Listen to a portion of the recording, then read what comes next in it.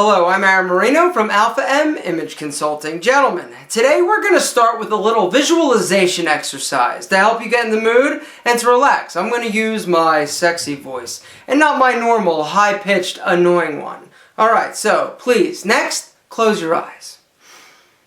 Take a few deep breaths in, deep breaths out, you're good. Alright, now what I want you to do, keep them closed, is think back to a time, or an item more specifically, of clothing that you absolutely loved. You couldn't wait to put that bad boy on. God, how I love you, Buffalo jeans. I'll never quit you. Maybe it was a great pair of jeans that made your package look unusually large. Or maybe it was a great pair of shoes. But I am 99% positive that it wasn't a belt. Alright, open your eyes, fool. Somebody wake Roger. For most men, a belt is simply an afterthought. It's something you just put on because you think you should, or it holds your pants up, or whatever. As opposed to what you really should consider a belt. A super cool accessorizing option that allows the wearer to express their individual style in a dynamic and fun way. Today we're talking about belts.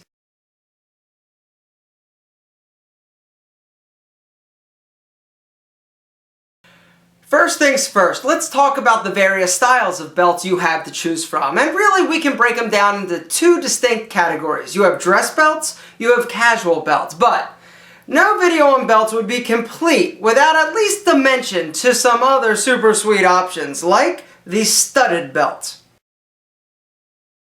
The studded belt was made popular by punks, by emos, by rockers, and by those other mysterious fellows known as goth or gothers, or what do you even call the ones that are angry at their parents? Dress all black? Yeah, them. You also can't forget the utility belt.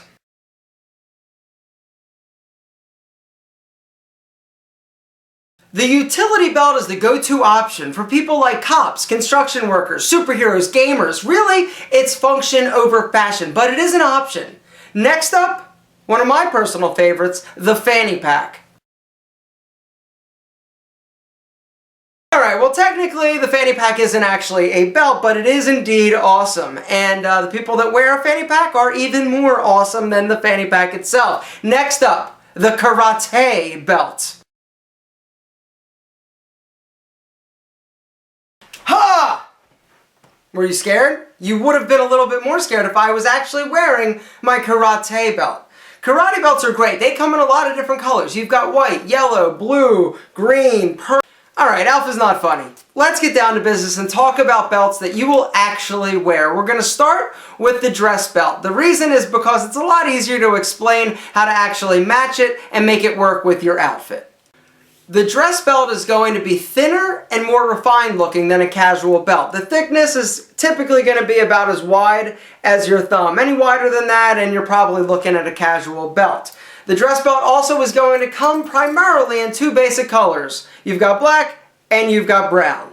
Now, whenever deciding what belt to wear, really pay attention and take a look at your shoes. That is going to actually determine what belt you're going to wear. So if you're wearing dressy shoes, then you need a dressy belt. If you're wearing casual shoes or boots or sneakers, you're going to go with a casual belt. It makes sense, right? Well, here's the deal. Matching a dress belt. The simplest and most surefire way to make sure that you're matching and looking great is to match your belt color to your shoe color. Now, it doesn't stop just there. You need to also match it with the finish and texture of that belt. Meaning, if you've got a really shiny black shoe, you need a really shiny black belt. They need to match both in texture and in leather finish. Alright, so black is pretty cut and dry. Black is black, right? Now, I know somebody's going to be like, there are different shades of black. I get it.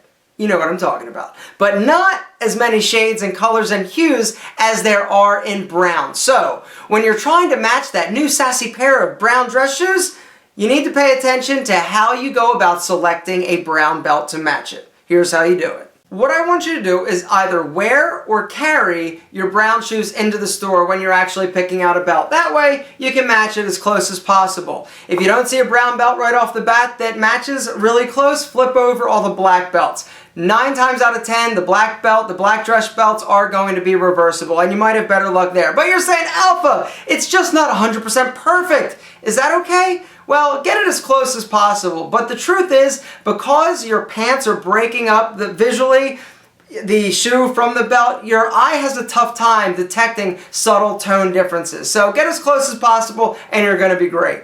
One style lesson that Alpha learned the hard way is you really should consider when buying a new pair of dress shoes your ability to find and buy a matching or coordinating belt.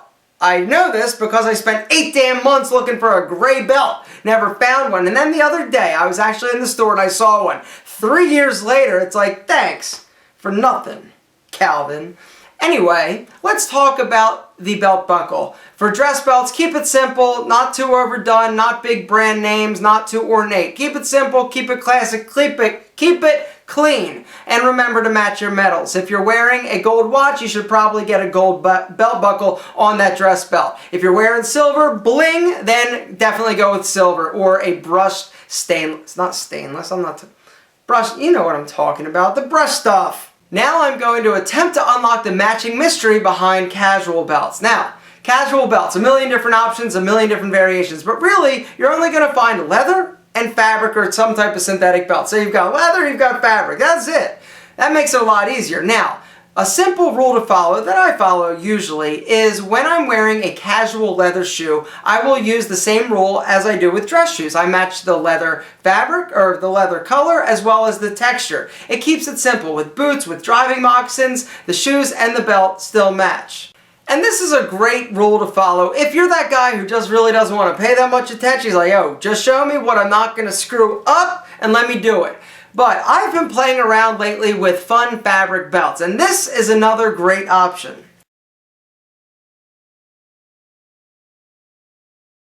Fabric belts are a great casual belt option, and the reason, because you really just coordinate it with your outfit. And this is the perfect option for wearing sneakers or trainers or tennis shoes or whatever you call those things in your neck of the wood.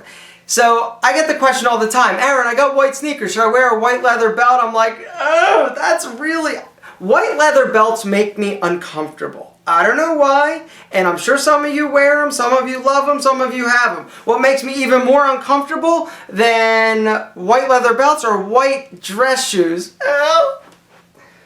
But sneakers, hey, casual belts, go with it. You can definitely find a cool casual belt that you can rock with any pair of sneakers. Maybe your casual belt has a bunch of different colors in it. It coordinates with a lot of different stuff. Maybe one accent color in that belt matches with your sneaker. Whatever. Dude, it's gonna rock all the time, I promise.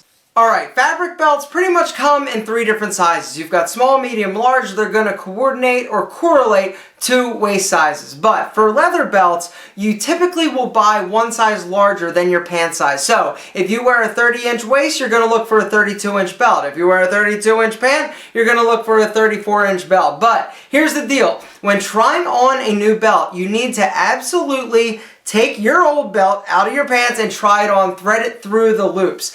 Don't try and do it like every guy I see try to put it just around their waist and be like, yeah, it fits. No, you don't know that. Also, wear the type of pants you're going to be wearing that belt with into the store, because the way a belt fits you wearing a pair of jeans versus a pair of dress pants is going to be different. Now, how do you know if the belt is the right size or not? A belt has holes, as you know. Really, what you're aiming for is that center hole, but appropriate size also would be one to the right, one to the left of that center hole. If you get out here to the ends, either end, that belt is either too big or too small. But now, let's talk about when is time to replace a belt. The reality is that belts wear out. They need to be replaced. There's nothing that looks worse. You've got a guy, he's got this great outfit on, he's killing it, but his belt has all these dings and indentations up and down the holes. Guys, once you start moving off of that center hole or the hole that you buy that belt for, it's probably time to replace it. Belts aren't crazy expensive. You're going to basically spend between $20 and $50 depending on the belt. But replace it, because a crisp, clean belt looks great. Now, to keep your belt looking even better, you have to know how to store it. I don't want you hanging that belt over a hanger. What I want you to do is possibly think about investing in a belt hanger. All you do, slip it on there, it's going to store the belt vertically. It's a simple fix. Now, if you don't want to spend the money, you can definitely do the same thing with a hanger. Take a hanger, take a belt, thread it over, boop, and hang it up. This is going to keep your belt looking good longer. It's going to hang vertically as opposed to if you would actually drape it over and do that. This will actually over time distort the shape of your belt and it just won't last as long. I would like to dedicate this belt video to all of the youth out there who are sagging their pants. At the risk of sounding even more uncool than I normally do, I thought today we'd take a little bit of time and talk about this unfortunate trend. The practice of sagging actually refers to somebody who's wearing their pants lower down on their butt cheeks. To be honest, I've seen guys where their whole butt cheeks are hanging out, exposing their underwear. Now, the practice got started in the United States penal system, where apparently prisoners are not allowed to have belts. I guess for obvious reason. What? Spank? Because they'd run around spanking each other and having big spank fights like, Jimmy, Tyrone, no, stop it. What? Hanging? Not so... Hanging. Apparently prisoners hang themselves with belts. That's unfortunate. Sagging is also rumored to basically let other people know that you are ready to be ridden like a pony. Now, the hip-hop community also has embraced the sagging. And so today, you have a lot of people running around sagging their pants. It symbolizes freedom. It symbolizes an expression. And it symbolizes them not giving a damn about their future. It symbolizes you not being really concerned about being taken seriously or relevant. If you sag your pants, nobody takes what you say or what you're about seriously, period. I'm telling you. I know that it's a style. I know that it's cool, but no self-respecting individual who is trying to succeed in life is sagging their pants. It looks horrible. It looks unprofessional. I don't care if it makes you, cooler or what.